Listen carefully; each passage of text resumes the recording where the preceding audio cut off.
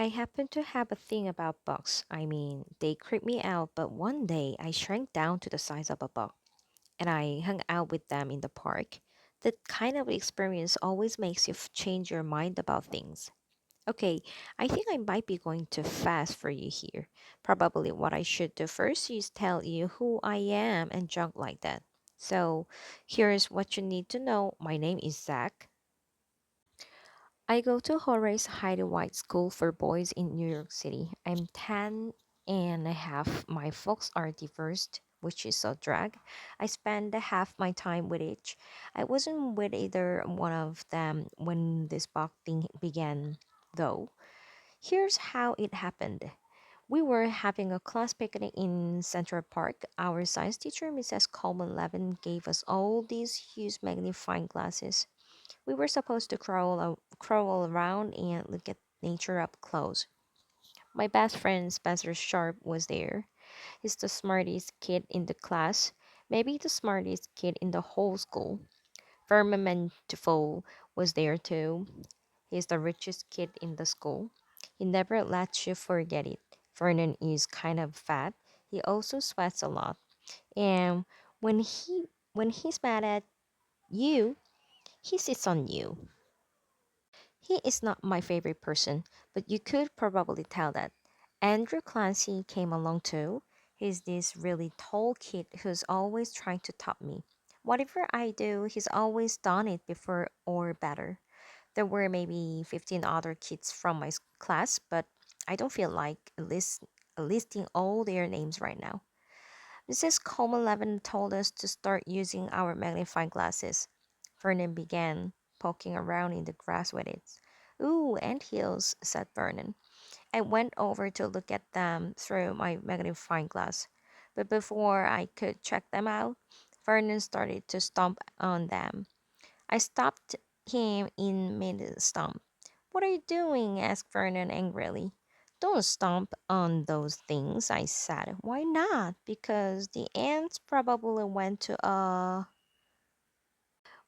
lot of trouble to build those hills, I said. I may not be that crazy about dogs bugs, but they have rights too. Spencer came over to the ant hills. Did you know that most ants are females? All the workers are anyway, and they have a queen who's a whole lot bigger than the workers. Who cares? Said Vernon. Bugs are bugs, and they deserve to be stomped. Spencer bent over the hills and looked at them through his magnifying glass. That's strange, said Spencer. These ant hills are not the usual shape. I bent down and took a peek too. They kind of look like pyramids, I said. Why is that? I figured if anybody knew the answer to that, it would be Spencer. I don't know, said Spencer, but they are different from any I've ever seen. Punch! Yelled Mrs. Coleman Levin. We raced over and spread out blankets. Mrs. Coleman Levin had brought a big basket with all sorts of food: peanut butter and jelly sandwiches, plain peanut butter sandwiches, plain jelly sandwiches, plain bread sandwiches, and lemonade. For dessert, she'd promised us a big surprise. Spencer and I were sure the surprise was going to be Len and Larry's ice cream. That's our favorite. Once we actually won a contest to think up a new flavor for Len and Larry's.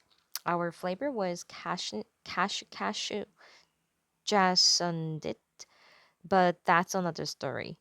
When we finished our sandwiches, Mrs. Coleman Levin opened up a big plastic jar. Class, she said, here's your surprise day old chocolate covered ants. Mrs. Coleman Levin had a sly smile on her face. Right, said Vernon. She's not kidding, said Spencer. Mrs. Coleman Levin nodded. In some countries, they are a real treat. Everybody started making gagging and barfing sounds.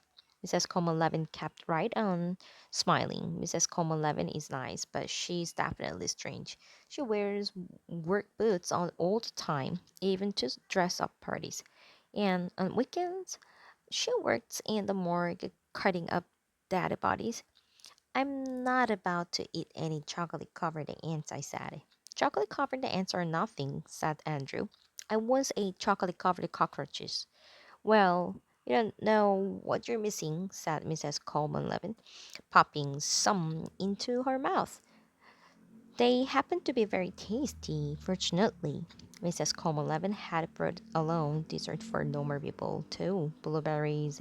I love blueberries, but only if they have lots of sugar in them.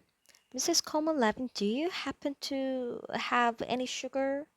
I asked. I'm sorry, Zach, I don't, she said. But why don't you sprinkle a few of these chocolate covered? Thanks, just the same, I said. Then I noticed a plastic bag on the blanket. In it were small packets of sugar, the kind they give you in coffee shops. I took a I took a couple of packets and poured one over my blueberries and one into my lemonade. The sugar tasted a little weird. I was almost done with my lemonade when Vernon saw the empty packets. Zach, he cried, did you use any of the packets I left lying here? Just two, I said. Why? That wasn't sugar, you dork, said Vernon. That was shrink away. What the heck is shrink away? Diet powder that my mother bought for me. It was really, really expensive. She's going to be furious at you for taking it. She's going to make you pay me back, too. I'm sorry, I said. I thought it was sugar. Well, I bet it makes you sick, said Vernon Nestle. You are only supposed to take a pinch of it at a time. You used two whole packets, you dog. That's 2 months' supply. As a matter of fact, I was starting to feel kind of sick. I thought I might puke, but I didn't want Vernon to know. I didn't want to give him the satisfaction. Vernon studied my face. So, how are you feeling, Zach? He asked. Great, I said. Perfect. I've never felt better in my whole life. Then I ran into the bushes. I was sure I was going to puke my guts out.